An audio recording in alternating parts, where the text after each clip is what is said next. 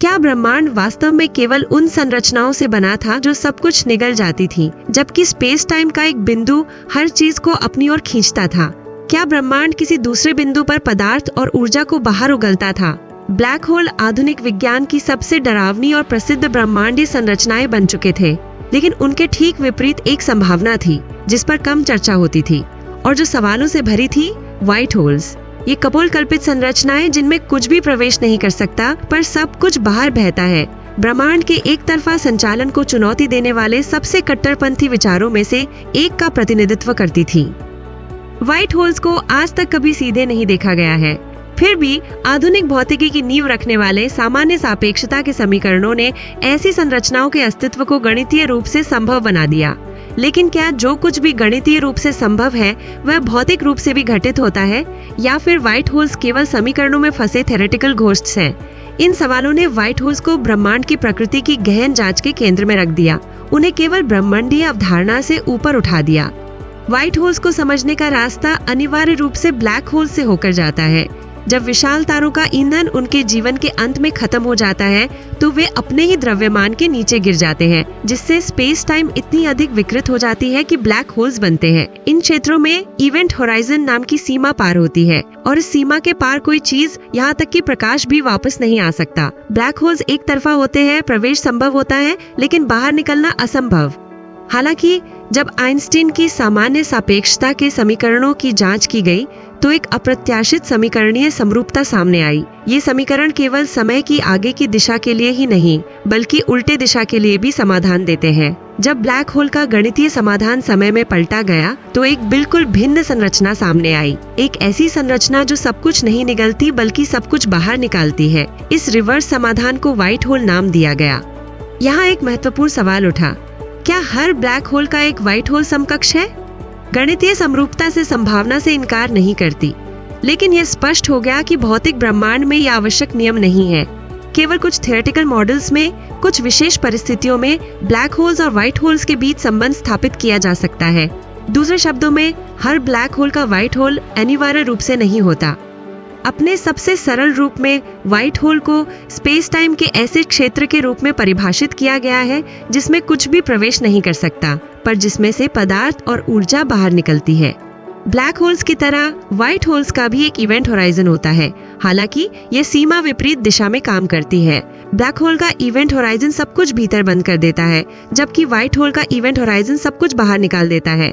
इससे एक सवाल पेश आया, आखिर क्यों कोई चीज व्हाइट होल में प्रवेश नहीं कर सकती? उत्तर स्पेस टाइम की ज्योमेट्री में छुपा है। व्हाइट होल का आंतरिक ढांचा इस तरह से आकर लेता है कि कारण संबंध केवल बाहर की ओर ही संभव होता है। इवेंट होराइजन के अंदर केवल एक तरफा संबंध बाहरी ब्रह्मांड से बनता है। भौतिक रूप से कोई रास्ता भीतर की ओर नहीं जाता, यहाँ तक कि प्रकाश भी इस सीमा को पार नहीं कर सकता। व्हाइट होल्स ने केवल स्थान की अवधारणा को ही नहीं बल्कि समय और कारणता की अवधारणाओं को भी चुनौती दी। क्या व्हाइट होल्स में समय वास्तव में पीछे की दिशा में चलता है? सामान्य सापेक्षता के दृष्टिकोण से समय की दिशा वास्तव में बदलती नहीं, लेकिन व्हाइट होल्स ऐसे चरम बिंदु के रूप में दिखते हैं जहां समय केवल परिणाम पैदा करने के तरीके से काम करता है। इससे यह आभास होता है कि परिणाम मौजूद है लेकिन उनके कारण नहीं है। यहाँ एक और परेशान करने वाला सवाल उठा, क्या व्हाइट होल्स कारणता को तोड़ते हैं? सैद्धांतिक रूप से हाँ, क्योंकि बाहरी पर्यवेक्षक के लिए व्हाइट होल से निकलने वाला पदार्थ और ऊर्जा स्पष्ट कारण के बिना प्रतीत होता है। इसी वजह से व्हाइट होल्स को भौतिक रूप से समस्याग्रस्त माना जाता है। समस्या यहीं खत्म नहीं होती। थर्मोडायनेमिक्स का दूसरा नियम कहता है कि ब्रह्मांड में एंट्रोपी समय के साथ बढ़ती है। ब्लैक होल्स इस नियम के अनुकूल होते हैं, वे सब कुछ निगल कर अव्यवस्था बढ़ाते हैं, जबकि व्हाइट होल्स को एक सुव्यवस्थित निम्न एंट्रोपी आउटपुट की आवश्यकता होती है जिससे वे भौतिक रूप से अत्यंत नाजुक हो जाते हैं। यहाँ एक अनिवार्य सवाल उठा, क्या व्हाइट होल स्थिर संरचनाएं हैं? मौजूदा सिद्धांतों के अनुसार नहीं। जरा सा बाहरी हस्तक्षेप व्हाइट होल की संरचना को बिगाड़ देगा और उसे तत्काल नष्ट कर देगा। इसलिए माना जाता है कि व्हाइट होल्स बनते ही गायब हो जाते हैं और उनकी आयु अत्यंत छोटी होती है।